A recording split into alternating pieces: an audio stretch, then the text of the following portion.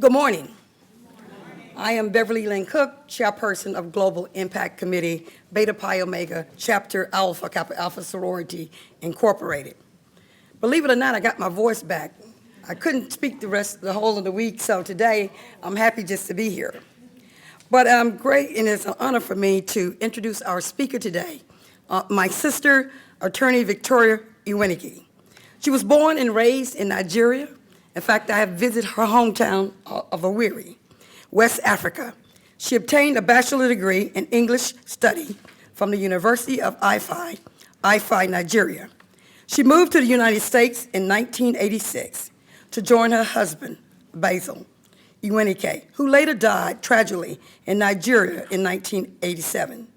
This event forced Mrs. Iwenike and her one-year-old son, Kingsley, to move back to Nigeria. In 1989, Mrs. Iwenike and Kingsley came back to the United States to start their life. Ms. Iwenike didn't just sit around, she went back to graduate school at the University of Arkansas at Little Rock in 1990, where she obtained a master's degree in public administration.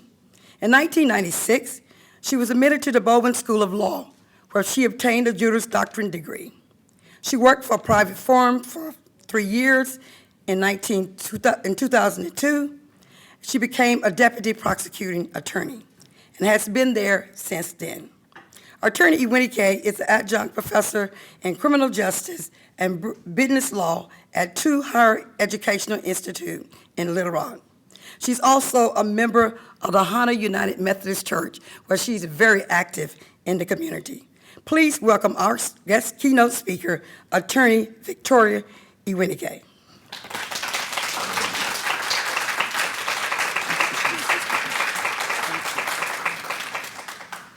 Good morning. Good morning. Beverly, the devil is a liar. I couldn't speak all week. I had a terrible cold. My brother sitting here, Paul, told me yesterday, hold on, you will speak in the morning. Please bow with me, bow your heads. Father, in the name of Jesus, in the mighty name of Jesus, we come here today to give you honor and glory for bringing us all here today. It is not by our might, it is not by our power, but it's for your grace. I promise that I'll glorify your name, and I give you glory and honor to bring me here and for me to be able to speak. May all we do and say here today be to your own glory. In Jesus' name I pray. Say amen. Amen. Good morning, everyone. Thank you, Dr. Lynn Cook. Sometimes when you hear yourself being introduced, you will wonder, when did all this happen? But I thank God for all his blessings. Today I'm here to talk briefly about human trafficking and global women abuse. When you give a teacher and an attorney a microphone, sometimes timing is not accomplished. She told me I have 25 minutes to speak. From the time she introduced me, I'm sure 5 minutes have passed. Please bear with me, and I hope I'll get through this. I will start with global women abuse, being a female and being born and raised in Africa. That's a topic very dear to me. And I tell you all this morning, women are in trouble all over the world. Hello? Women are in trouble all over the world, not just in Taliban. Women are in trouble in the United States. Women are in trouble in Africa. Women are in trouble in Middle East, just everywhere. But we have to forge ahead. We have to struggle. The new generation is resisting abuse. Our parents and grandparents took abuse. Some of them died in it. Before I begin, what do we even know abuse to be? It's anything from physical, sexual, psychological force, both actual or threatened and it always comes from an intimate relationship. A stranger, random abuse is different, but abuse from a loved one is the one that hurts the most. And intimate relationships include former husband or boyfriend, current husband or boyfriend, and the impact is different for different women. Physical abuse, we all know that. Unwanted, unwelcome contact, slapping, kicking, restraining, choking, this is the most common. Followed by sexual. Most of the times, women don't even have the choice as to when to open their legs. It is also forcing a woman to have sex with somebody else. Forcing a woman to have sex when they are not even able to get up from the bed. After childbirth, even after surgery. Physical abuse and sexual abuse are the most common. But we have other forms of abuse, and I won't waste my 25 minutes just going through them. Psychological, emotional. Some have not been laid hands on, but they are still in bondage. Verbal abuse, you don't amount to anything. You are worthless. You are useless. Nobody wants you. I did you a favor to even marry you. Financial abuse, all these forms of abuse, they go hand in hand. Before the hitting begins, there will be a verbal abuse. Before you can physically colonize someone, you strip her of whatever financial assistance. There's social abuse. Look at you. Look at other women like you. You don't even amount to anything. Look at your family. They are very poor. I did your family a favor to take you out of that dungeon. Religious abuse. Power to control a woman's spiritual or religious orientation. Using the children, this is the most common in Africa, where if you choose not to be married anymore, you just leave. The children belong to the husband. Environmental abuse, fearful of surroundings, slamming the door, punching walls, harming the pets, etc. All these are used to tie a woman down. Using privilege or social status. We saw the Ray Rice case. Most women stay in a relationship because if they leave, their social status will change.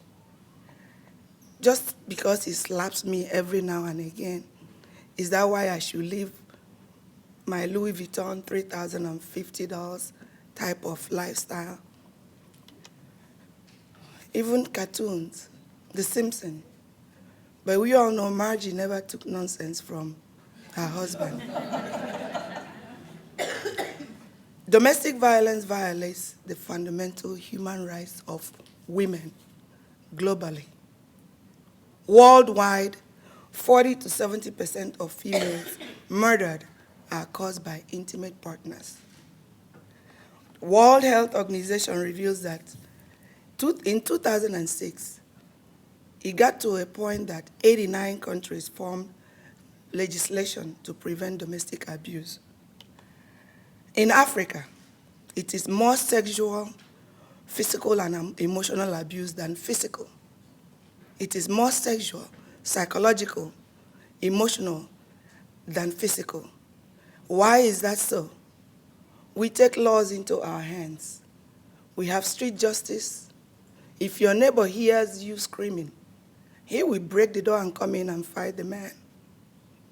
If a woman dares report to her siblings, they will beat the crap out of him. If she shows any sign of physical abuse, the siblings, and when I say siblings, cousins are brothers in Africa. We don't have cousins, we have blood relationship. He's my sister, or she's my sister, or he's my brother. I had an incident. A cousin of mine was being beaten. and she had the very good method of covering it up. One of her brothers, she's one of 5 children, the only girl, and 4 brothers. They found out that her husband was beating on her. They didn't mention it to her.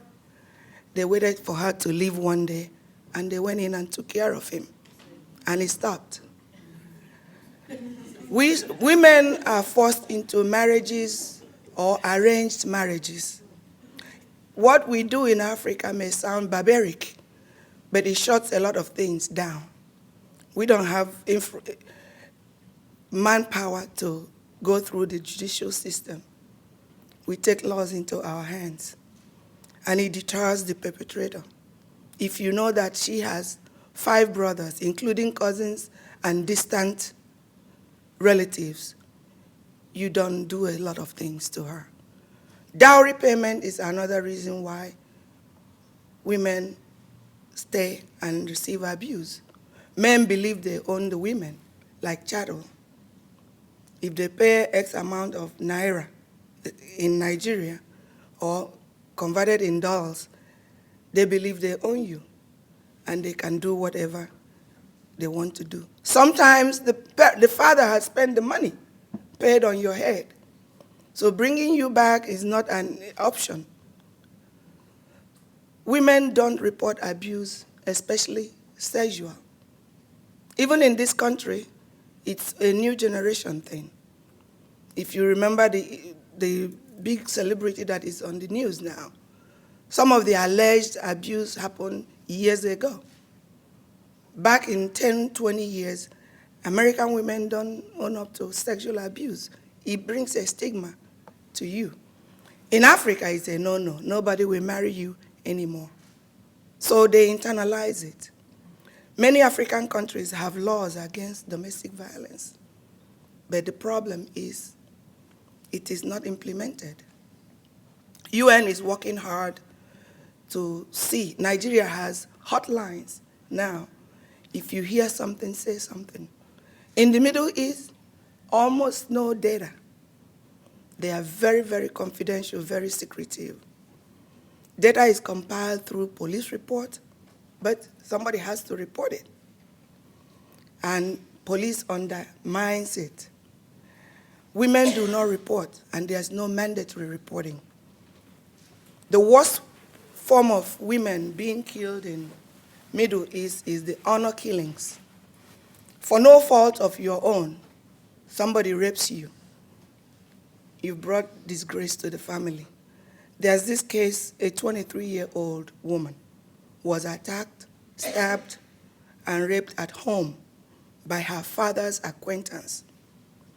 The hospital staff said she was lucky to be alive, but her family showed no mercy. In her family's eyes, she was dishonored just because she had lost her virginity, and they killed her because it was a disgrace to the family. During the era of Saddam Hussein, women were considered objects. Even in the old African tradition, like 100 years ago, when a chief goes to visit, just like Mayor Stodler came to honor AKA, as he's leaving, they will give him 3 women for a gift, ages 13 to 18. Women were regarded as a chattel. In Europe, 1 in 3 women report physical or sexual abuse by age 15. The European Union-wide survey shows that young women are particularly vulnerable. Countries with highest numbers of physical and sexual violence are Denmark. 52% of the women suffer sexual or physical abuse. Finland, 47. Sweden, 46. UK and France report the 5th highest. Poland is lowest with 19%. In Asian countries, 15 to 76% of women suffer physical and or sexual violence. Most of them, as usual, take place within intimate relationships. In Guatemala, 2 women are murdered each day.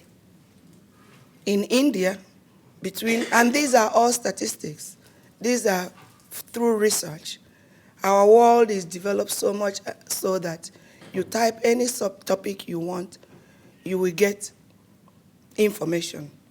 India has the same dowry issue as African women, and over 8,000 cases of dowry-related death reported in 2007.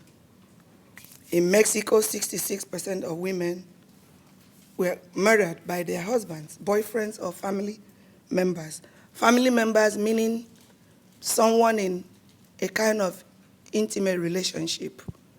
In the US, CDC reports estimate 1.6 females die so far as a result of domestic violence.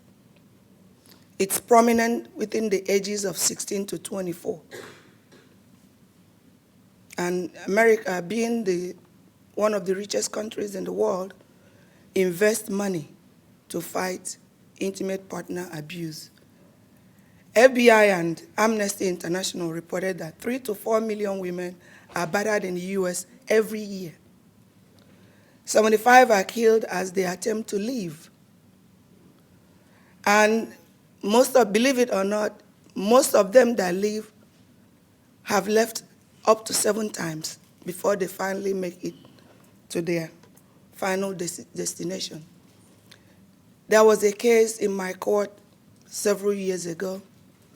A young woman was dating this guy. This guy is double amputee, had two legs cut off, in a wheelchair. Very, very dangerous human being. He carried with him 2 guns, one on the left, one on the right, in his wheelchair. At any point in time, he had at least 2 guys following him. The girlfriend, very little, one of those size zeros, will be the one to lift him from the wheelchair into her car, drive him anywhere. She had left him at least 10 times. He will go to wherever she runs to, terrorize the people until they eventually tell her to go. She used to go to a school at the beauty school in a place in Low Rock. He will come there, use the B word, and the owners of the beauty school will tell, "Sir, we don't use this language here. Can we help you?" "No, my B got me." She will lift him from the wheelchair, wash his hair, etc., etc. One day, she drove him to an outskirts of Little Rock and kicked him to death.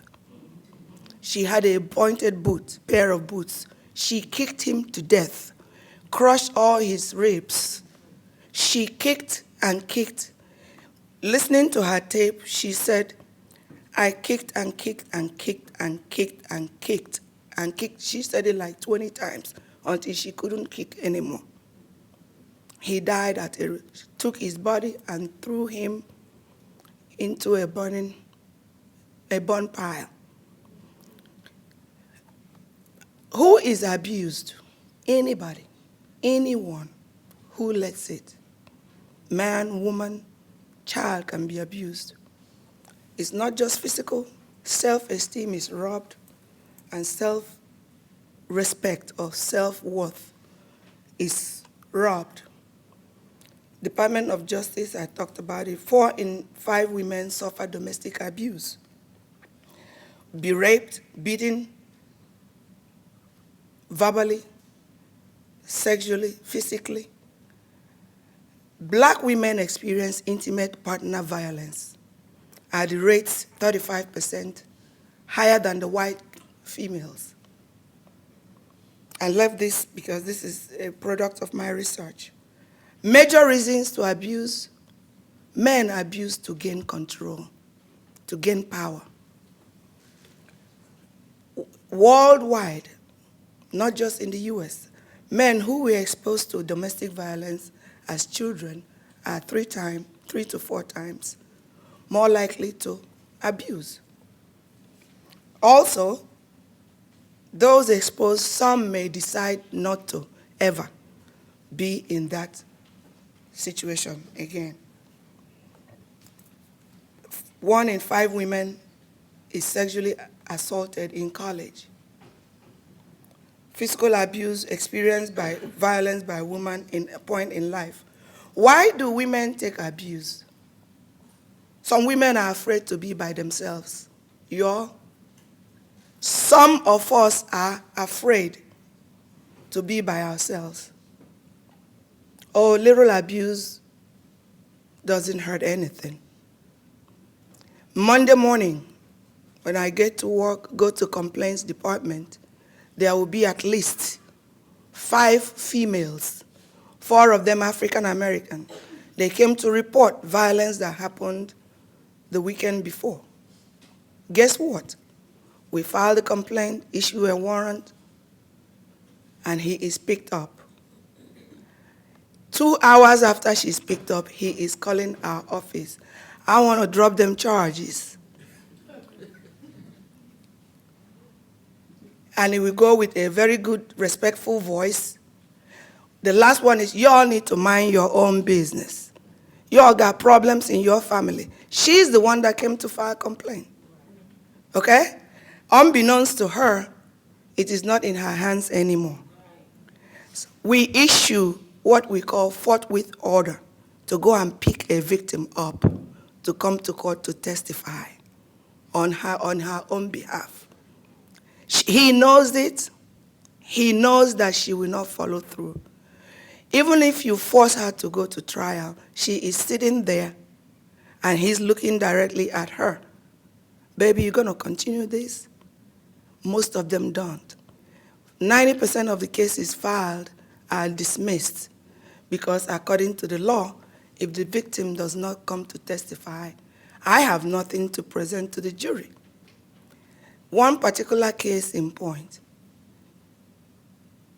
a boyfriend storms into an apartment, grabs her by the neck in front of her children, shoved her into the bathroom, had a lighter fluid and a match, and said, I'm going to burn your MF babies up. She locked herself in the bathroom, screaming. After 10 minutes, she did not hear any noise. She came out, he was sleeping on the floor, snoring. She took her 2 children and ran out. Called police, he was arrested. First day of plea and arraignment, she came to court. Of course, once he was arrested, they issued a no-contact order between him and her children.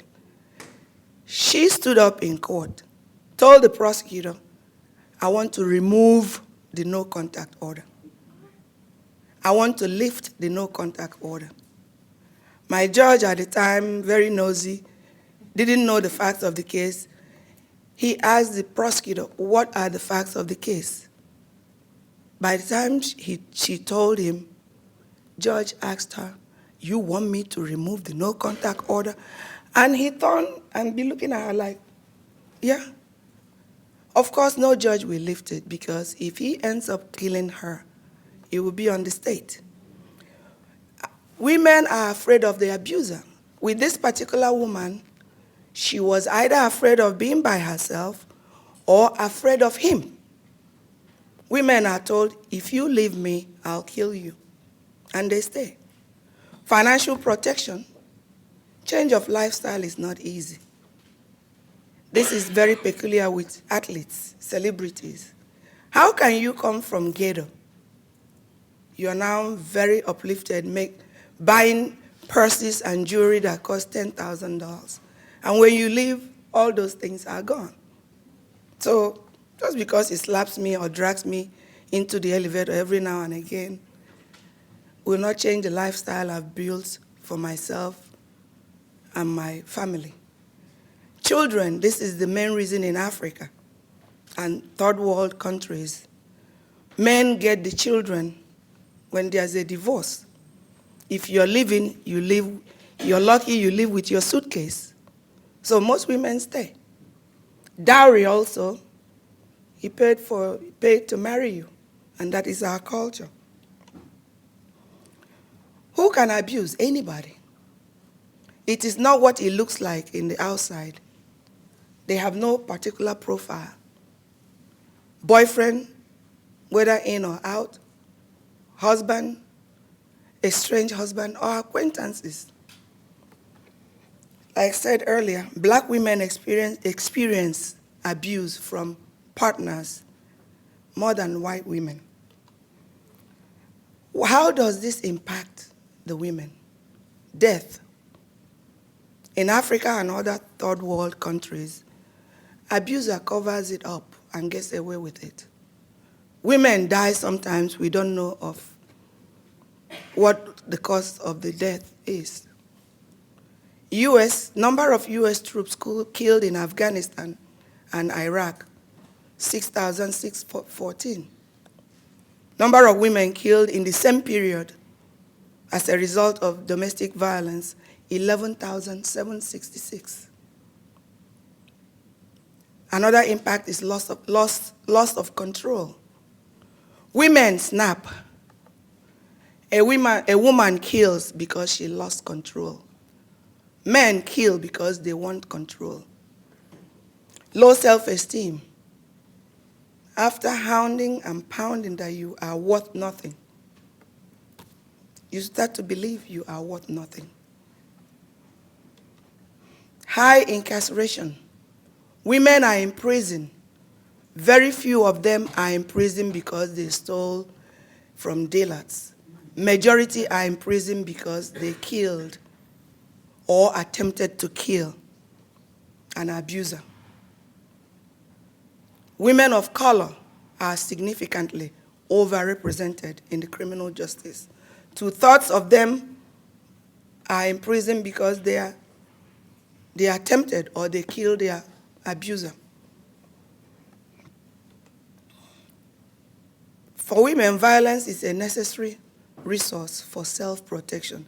There's a case still going on, Marissa Alexander's story. If you Google it, you read it. 2012, she fired a single shot warning in the air to get off her estranged husband in a life-threatening beating. She is incarcerated now, facing almost 60 years. Florida law has self-defense law, even the famous Stand Your Ground law, but she's still prosecuted for attempted murder. Women murder here for means of survival. And the majority of them, like I said, are in prison because they try to defend themselves. How can we help? The first stage is the abused must want help. I have a friend, her family has pulled her from the abuser several times. I have a friend also who told me, I said, why do you stay? She said, Vicky, by the time this man begs you, cries, kneels down, you will start feeling sorry for him. And I said, the next time he will beat and choke you again, she said, I've learned what provokes him, so I try not to say those things. Women and shelter. Almost 100,000 women and children leave their homes each year. They move to a shelter. 9 out of 10 of them do not return or plan to return. Some go back. And most of the time, the abuser has learned how you escape, and he will cover the trap. Africans take laws into their hands. Like I told you all, if they know it, if they find out, they will do something. We don't have money or time for criminal justice. Every state has domestic abuse hotlines. And the cliche is help someone in danger. If you see something, please say something. Even in Arkansas, there's Arkansas Coalition Against Domestic Violence. And the phone numbers are there, the address is there. In Nigeria today, there are hotlines. If you hear your neighbor screaming, there's a phone number, and believe it or not, people come. By the time they drag the abuser out, he may not know where he is sent to. And it sounds barbaric, but it deters people. If you know that you'll be killed when you kill someone, what do? If you love your life, you won't kill anybody. If you are in danger or know someone who is in danger, 911 is there. Call the local hotline. US hotline 800 number is there also. And human trafficking is another second most dangerous form of abuse for every human being, both men, women, and children. It's a crime against humanity. It involves recruiting, transporting, transferring, harboring. Some of the abused or the people trafficked do not know where they were going. It is the fastest form of crime, international crime, second to organized drug dealing. It occurs in all continents except Antarctica. It is everywhere. But the unfortunate thing is, the US is the safe haven. It is difficult to remove someone from the United States. But it is easy to bring the arrows pointing, showing the countries where human beings are trafficked into the United States. Estimated to 27 million men, women, and children are held as slaves. Not like the slaves that came from Africa back in the days. This is modern day slavery. If you look at this, the picture, between 14,000 to 17,000 coming to United States each year. Not all that come here come like I did, coming to join my loving husband. Some came here not knowing where they were going. There are different forms of trafficking: forced labor, sex trafficking, bonded labor, debt bondage, involuntary domestic servitude, forced child labor, child soldiers, and child sex trafficking. Coming from Russia, China, Thailand, India, Somalia, Saudi Arabia, Brazil. 2 African countries are known for trafficking into the United States: South Africa and Somalia. It's hard to get slave people from West Africa. They don't give us visas, even when you are legit. How much more giving visas for people who don't know where they are going?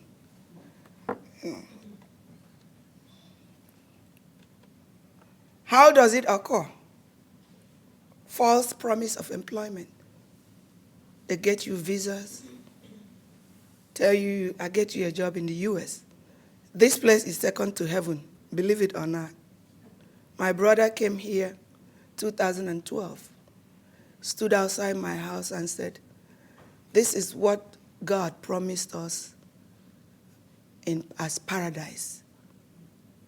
I said, hello? He said, this is what God had. He said, this is what God had in mind when he created paradise. I told him I'll take him to my class to tell my students who don't want to live here. My students whom I've challenged over and over to relinquish their citizenship, I'll take them to Nigeria, give them a place to live, in exchange of them giving me their citizenship. I have a village full of people who want to come here to live. Saying that is to say false promise of employment. People will die to come here. Anytime I listen to people swimming from Mexico to come, I say, you all are lucky. You are not bothered with Africa. The whole African continent would have migrated here. Some of them will be crawling, some will be swimming. It's better to die coming to US than to live suffering. People come buying daughters of impoverished families, kidnapping, befriending runaway teens, confiscating victims' legal documents. American passport is like two eyeballs put together. When I go to Nigeria, my brother will take my American passport and go and keep in the bank until I'm ready to go. And I'm saying this, everybody here wants to be here. There are members of this community who don't want to be in the United States. And I've asked them, where do you want to go? They don't give me an answer. This is how people are brought. These are sheep. These are human beings. From all these various places that they come from, they are packed like sardines just for a promise of a better future. Human trafficking, look at the statistics. This is worldwide. The world is 7 billion. 29.8 million live as slaves in different places. India, China, Ethiopia. In America, because of the human rights laws, if they find out, it will be over. You remember the story of this man that kidnapped 2 young females and kept them for over 10 years. As soon as it is found out, that was history. In other countries, it could be forever, unless family members find out. 1 out of every 236 people in the world is trapped in one form or shape to live in modern slavery. No shackles, nothing, but they are not free to move. Anybody can be trafficked. As usual, women are the greatest number. And women are lured by loved ones, followed by girls. Men is just 12%. A man will fight his way out. Boys, 9%. 300,000 yearly underage girls are being sold for sex in America.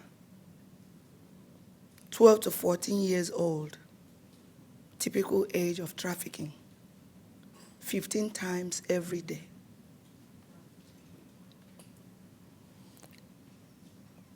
%83 of the victims are born U.S. citizens in the U.S. 98%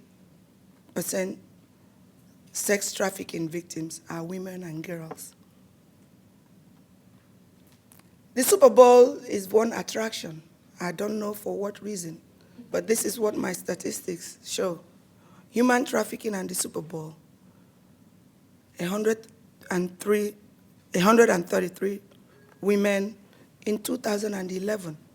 The Super Bowl of Texas. Amongst them are 6 children. 100,000 American children who are victims of commercial sexual trafficking and prostitution each year. In Nigeria, this is the largest abduction of young girls in history, the Chibok girls. If you know about these girls, please raise your hands. There was a march at the state capitol in 2014. School girls in a boarding school, predominantly Muslims. Nigeria is made up of 50% Muslims and 50% Christians. The Muslims live in the upper north, while the Christians live in the south. It's almost like 2 countries divided. We don't have dealings with them. Some of them will move to the south. A few of them are Christians, and they have better lives in the south, where Christians live. Hardly do you find these Christians convert to Muslims. April 2014, the number was 276.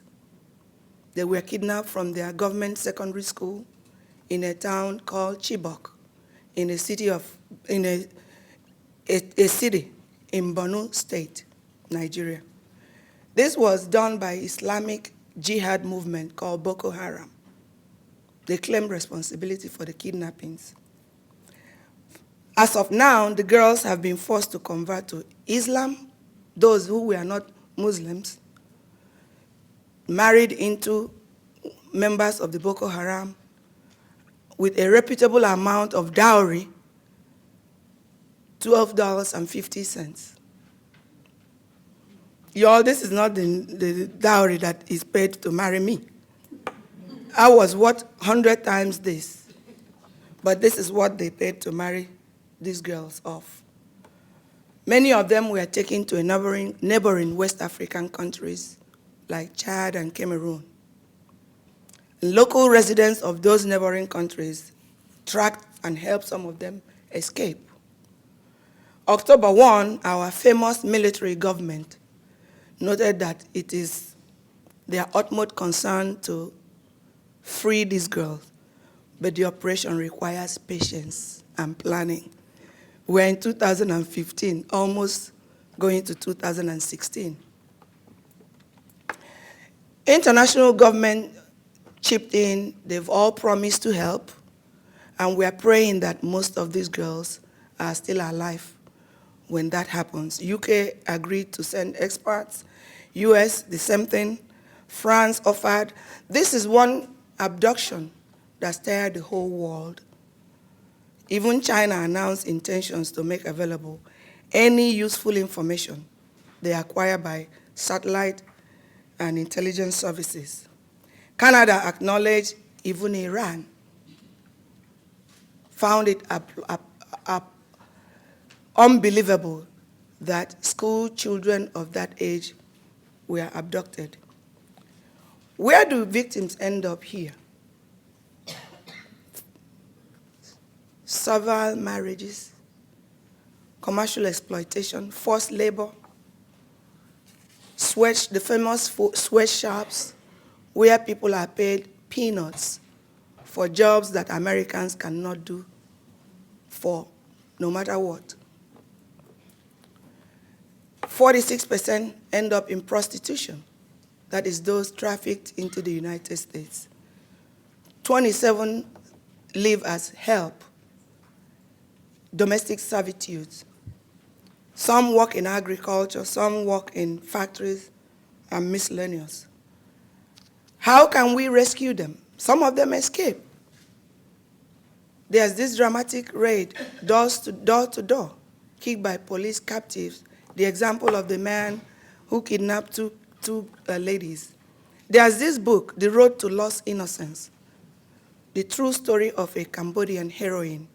If you Google it, you read it's a story of a woman who escaped her traffickers and made it safe. And it's the most dangerous road to freedom. You either die or you live. Earn freedom. Some work their way until they complete whatever they owe the trafficker. There are laws against human trafficking. Punishments differ from different states or different countries. In US, believe it or not, is punishable by 10 to life or 10 to 40 or life. It's a wide felony, and kidnapping and trafficking go hand in hand. You must kidnap first before you traffic. So when such is the case, the trafficker is charged with 2 counts of wide felonies, 2 life sentences. In Africa and third world countries, the traffickers may not live to tell the story. They may not live to traffic again. The awareness is everywhere. Students in Africa, all over the countries, are rallying. This is a university in Nigeria, University of Benin, UNIBEN. They rally all the time. January 2013, all over Nigeria, students marked that day as Human Trafficking Awareness Day. This signboard said, Great UNIBEN, that's the name of the school, like UNIPEN, University of Benin. Reject prostitution and human trafficking, anti-academic and anti-excellence. Stop them. Ladies and gentlemen, I thank you for the opportunity to speak to you this morning. I know I've exceeded my time. I can tell you more about what is going on through my experience as a prosecutor and growing up in Nigeria. I thank my family for coming here for me. My best friend is here, Mary Wilkins. My family, Stanley and Angela. My brother here, Paul Amponza. My goddaughter, Nicole Cano. And my Hunter family, Sorority Incorporated. I'm an adopted. Mayor Stodler told you all I'm an AKA, and I'm very honored to be one. He did not tell you my encounter with him. The first time I met the mayor, I was just a new prosecutor, all gung-ho in combating crime. This man had just finished being the elected prosecutor. He had a few cases as a private attorney, brought a case to me, telling me what to do. I looked him in the face. I said, I'm the prosecutor. I'm the one that will tell you what to do. I'm not going to give you probation for your client. He looked at me.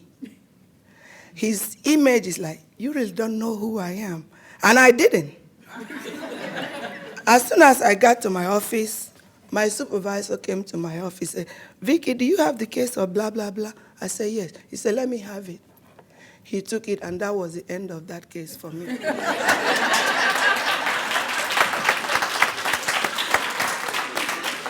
Let's give our speaker a round of applause.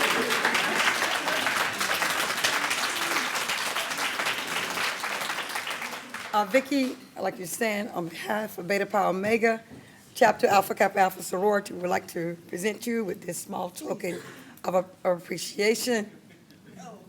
She wants a picture. How about this? You don't see this often. And we thank you very much because we know that human trafficking and women abuse all over the world is a global problem. And so part of our forum today is education.